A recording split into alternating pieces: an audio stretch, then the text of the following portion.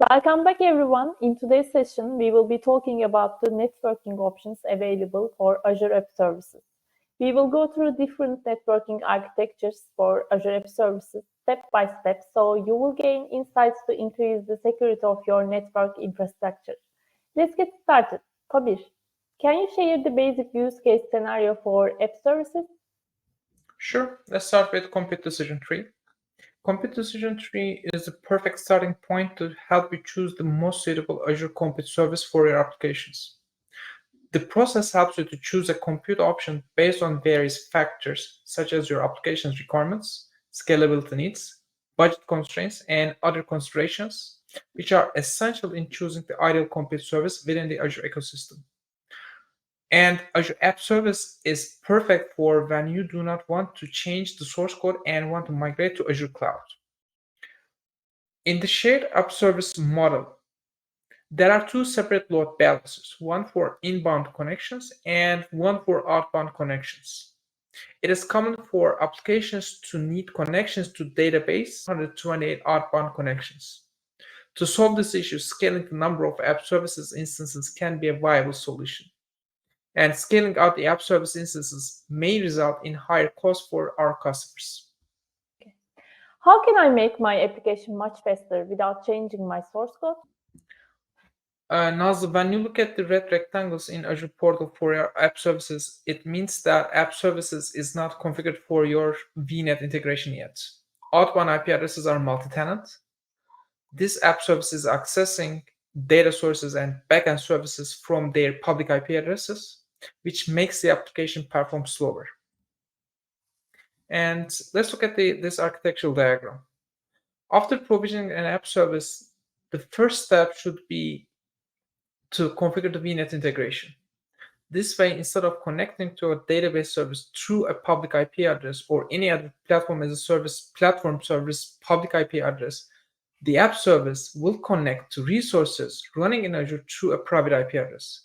This method reduces latency and increases throughput of the application. So the other thing is using the NOT gateway for third-party services. And we will have 4 advantages using the NOT gateway. The first one is control outbound traffic. NOT gateway can translate the outbound traffic from your app service to a single IP address that remains consistent for communications.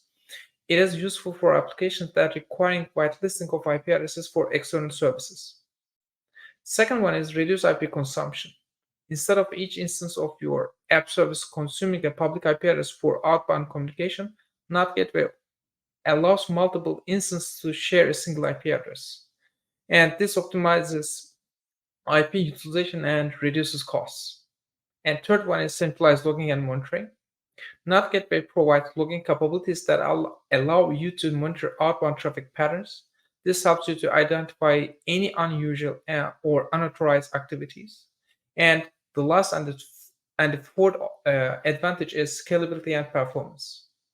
NOT gateways are designed to handle high throughput and can scale to meet the demands of your applications.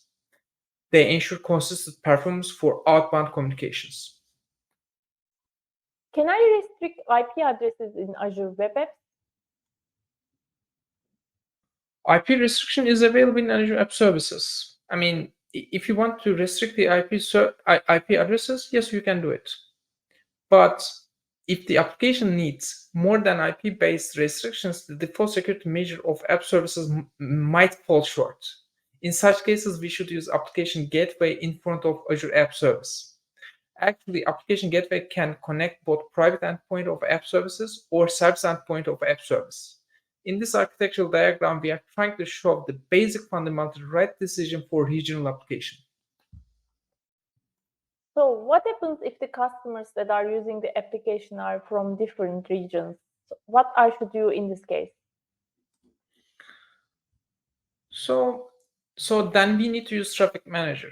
Shortly, Traffic Manager is an Azure service that helps ensure your website or application stays up and running, even if there are problems in one area. It works by spreading out the traffic to different locations or instances to keep things running smoothly. if you have users in different parts of the world, Traffic Manager can help by directing them to the closest location, which can make things faster and more reliable. If there is an issue with one location, Traffic Manager can automatically redirect traffic to another location to avoid any disruption. Traffic Manager also helps distribute traffic evenly across multiple locations, which can improve performance and reduce the chance of one location getting overloaded.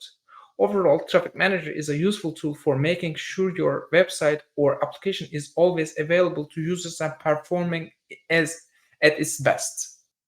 I think we have covered all the information that I need for the network infrastructure for the Azure App Services. Thank you very much, Pamir.